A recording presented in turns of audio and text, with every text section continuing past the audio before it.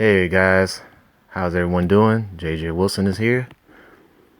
And today, or for this video, I wanted to touch on the season known as Ahiru no Sora, the second season, season 2.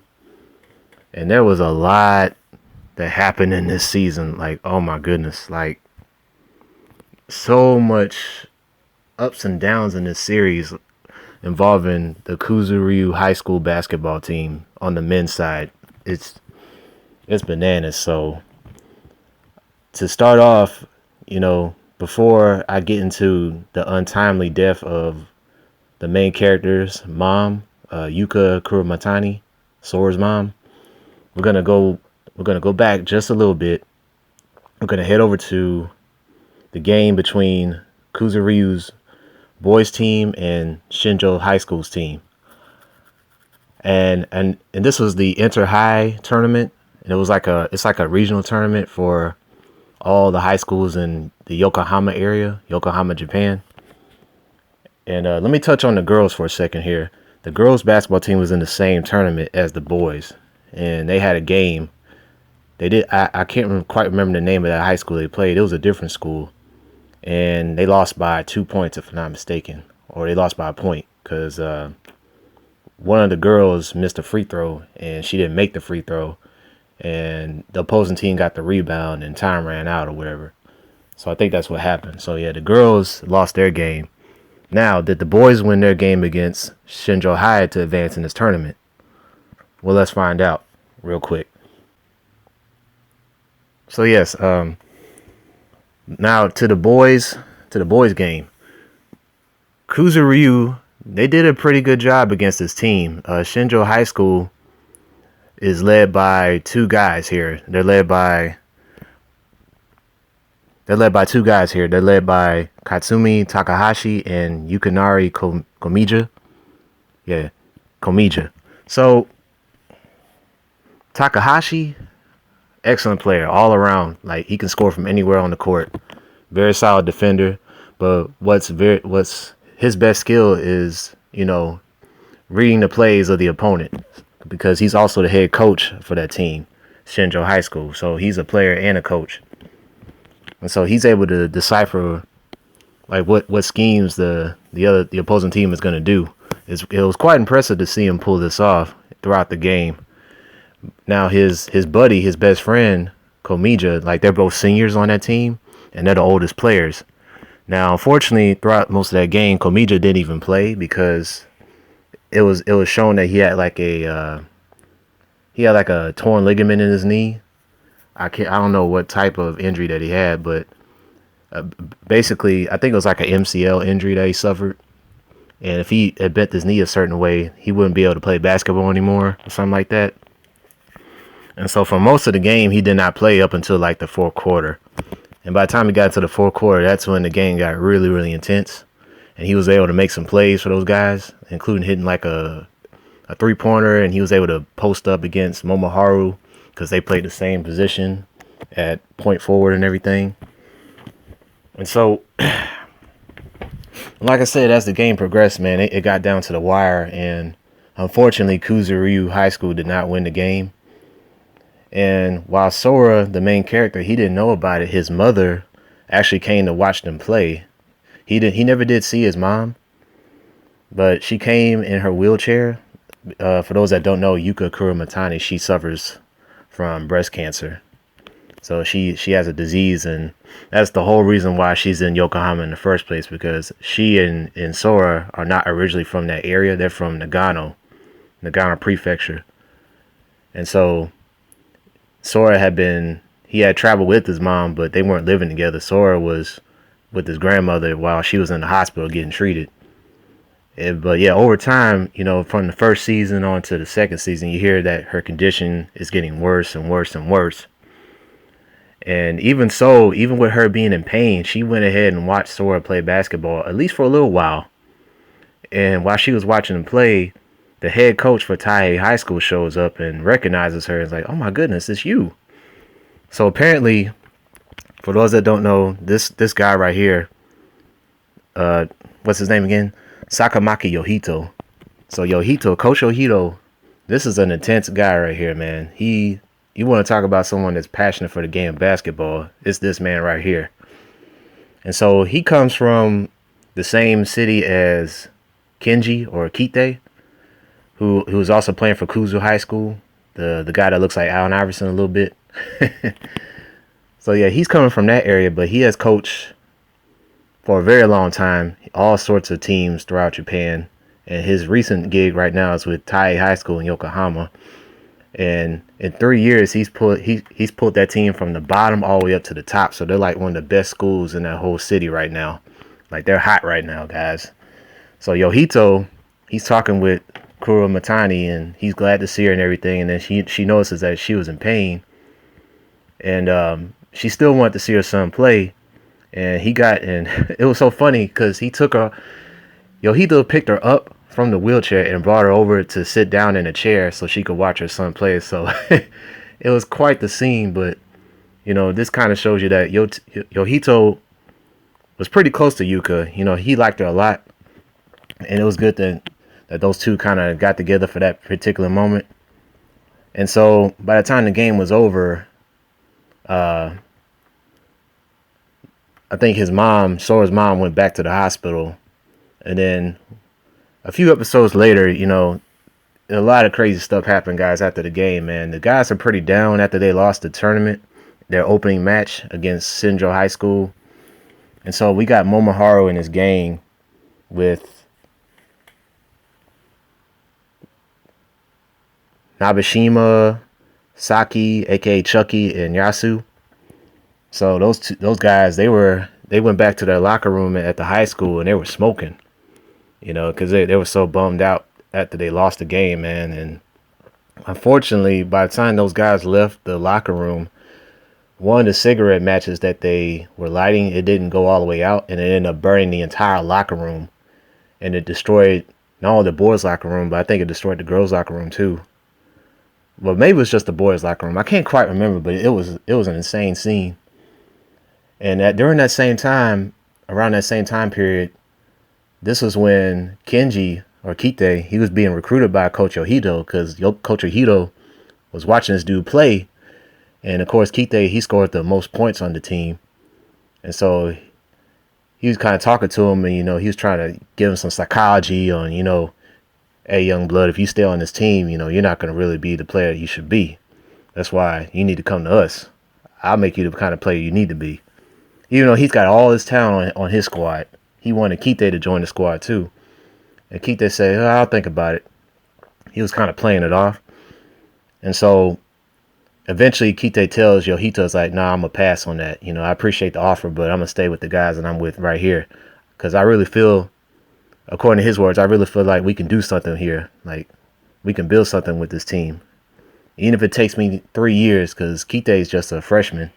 Even if it takes me 3 years to do it, I'm gonna do what it takes to get this squad to the top. So that was his choice. So pretty eye-opening statement right there by Kite. But as that was going on, eventually Yuka Kurumatani dies. That's right, she passes away with cancer. And so she succumbed to her illness. And that right there was very, very disheartening to find out. And for a little while, you didn't even see Sora. He went back to Nagano, and they buried his mother. He briefly, reunited with his father, talked to him for a bit. And while all this was going on, Sora didn't even know that the boys' team got suspended because of the actions of Momoharu and his friends when they were smoking. So Sora doesn't find out until he comes back home. He goes back to Yokohama. He goes back to Kuzu High School. And I think now the girl coach, she eventually kind of tells him, she spills a being like, yeah, this is what happened, And then Kite finds out a little later. And of course, he's pissed off about that for a little while before he eventually comes around. And so, yeah, that was one of the biggest, that was one of the most emotional points in that whole entire series, with Yuka's mom passing away.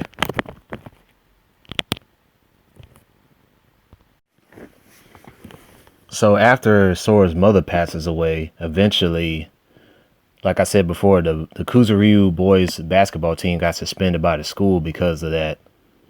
and then their basketball team had to be disbanded for a brief time. And their advisor Satsuki, one of the teachers at that school that was acting as their advisor, serving, monitoring their activities and everything, because he wasn't there to prevent those boys from smoking since he was home with his pregnant wife and everything. He could no longer be their advisor. And some of the kids, they asked him like, please give us a second chance. And of course, because of how Japanese culture is, he couldn't do it. He wanted to do it, but it would bring shame to his name if he tried to easily forgive those kids.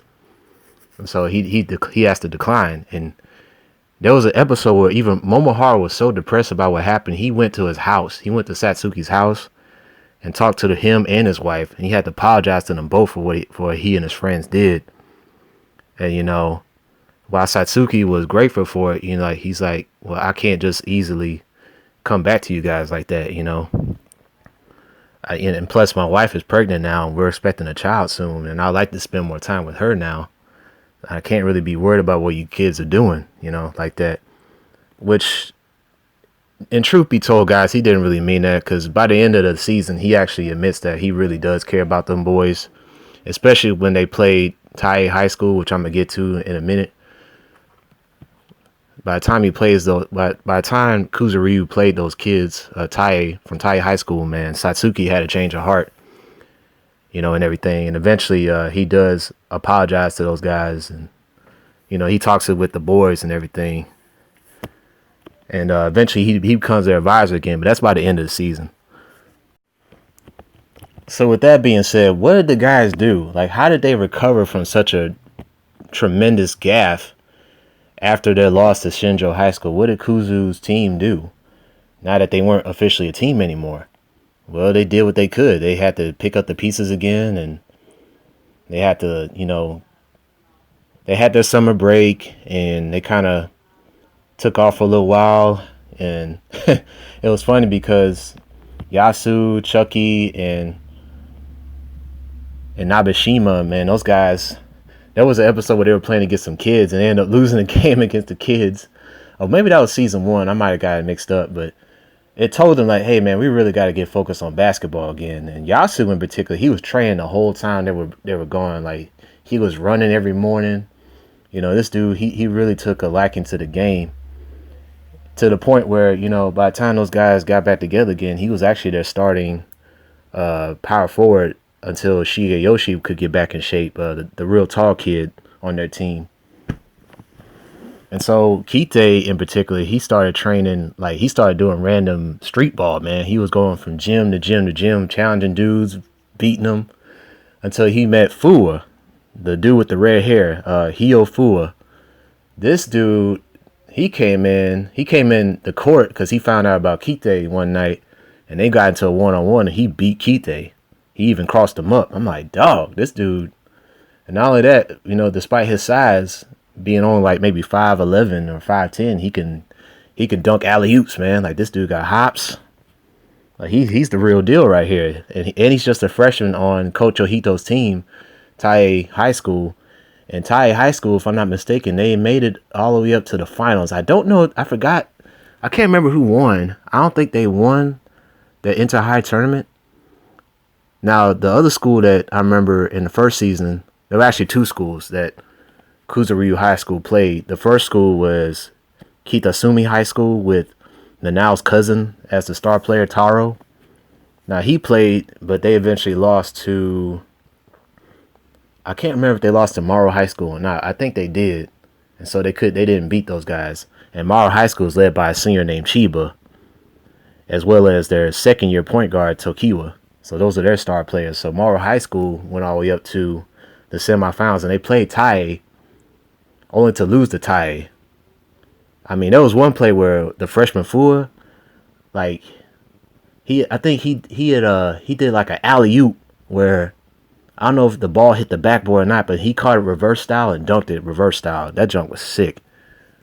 I mean, when you make plays like that, I mean, it's a wrap, guys. It's game over. So it was unfortunate for Morrow High School to lose that, but they made it pretty far in the inter-high championship in Yokohama.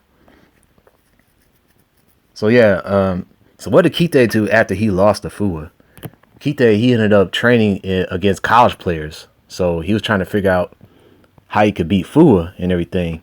And when he lost a one-on-one against their top player on that college basketball team, that dude told him, "Hey man, you got to learn how to channel your anger, because it seems like that's like the only way you really know how to play hard is when you get pissed off.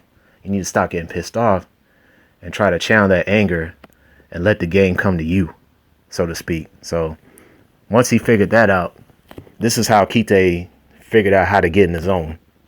You know, it does sound familiar with Kuroko no Basket, but this is the surest way that Kite was going to have to control his emotions if he really wanted to, have his will against the opposition. So that's what he did. When Sora came back, he was kind of down in the dumps for a little bit, but then he kind of picked himself back up, and eventually he started training again. He was back, shooting jumpers in the backyard of Shigeyoshi, and Chiaki was up. They said Chiaki, Momohara's brother, he was in there every night eating Shigeyoshi's food, Mokichi. So for a little while, the three of them were training together, in Mokichi's backyard.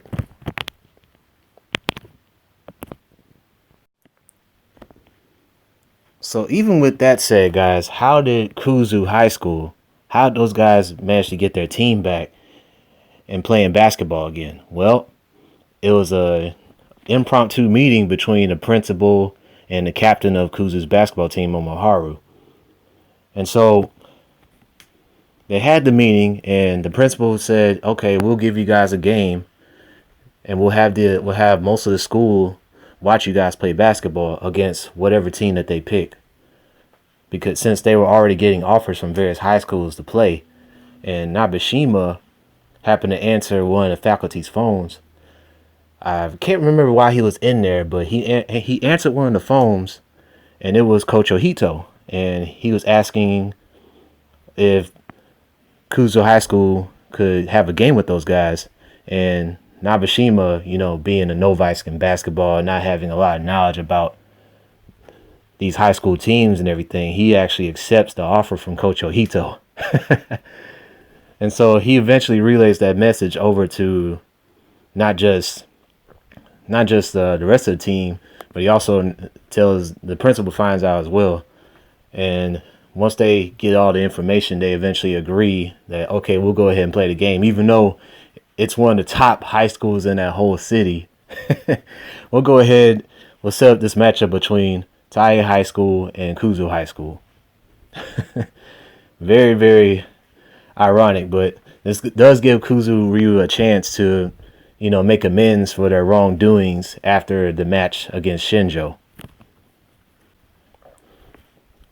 And before I tell you guys how the matchup between Kuzu High School and Tai High School went down, let's talk about one of the new characters in the series, along with Hio Fua, that was introduced. So this young man here his name is Yozan Kamiki. So Yozan, what's interesting about Yozan is he's a short guy too, just like Sora is. He plays the point guard position. And turns out the dude can actually ball. He's got a lot of skill.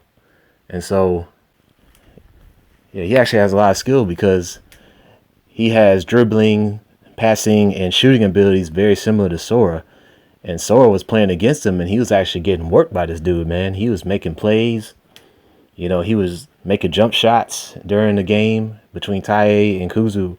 And Sora was like, where did this guy get this play style from? It looks so much like mine. And then there was a flashback to where Yozan was a child, and he was at a basketball camp of sorts. And the person that was heading the basketball camp was none other than Sora's mother, which kind of tells me that Yozan may have also grew up in Nagano. So it was quite an eye-opener to see. So these two, Yozan and Sora, they have a linked history together through Sora's mom.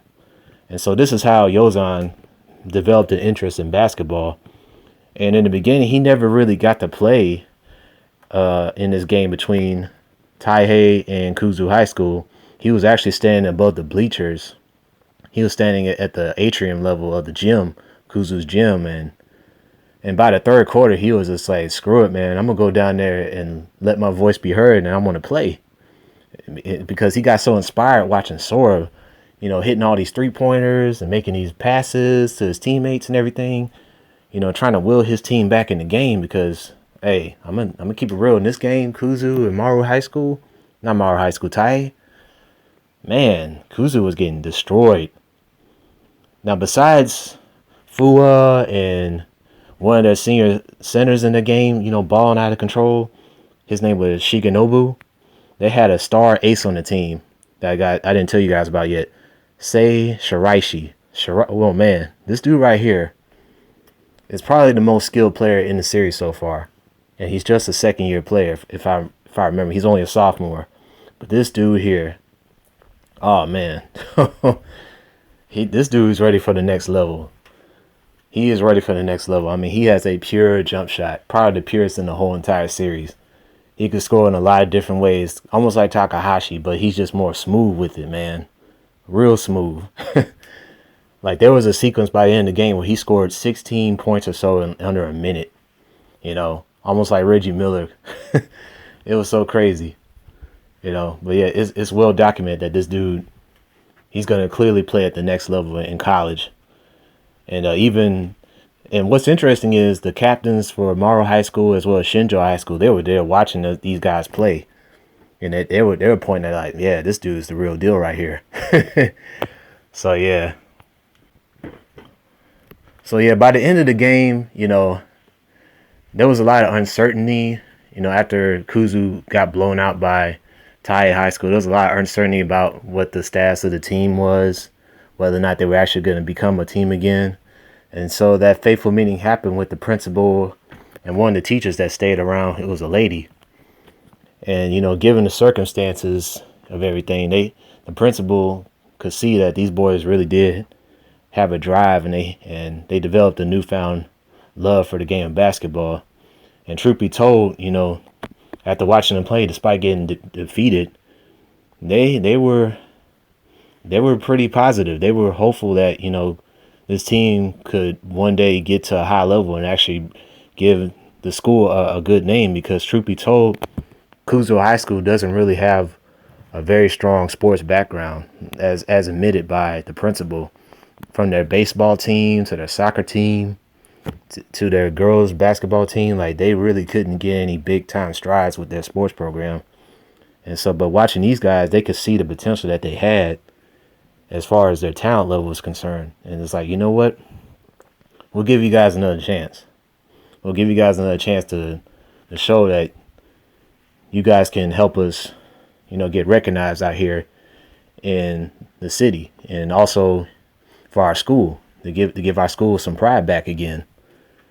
And in a way, they didn't say it in such an optimistic manner.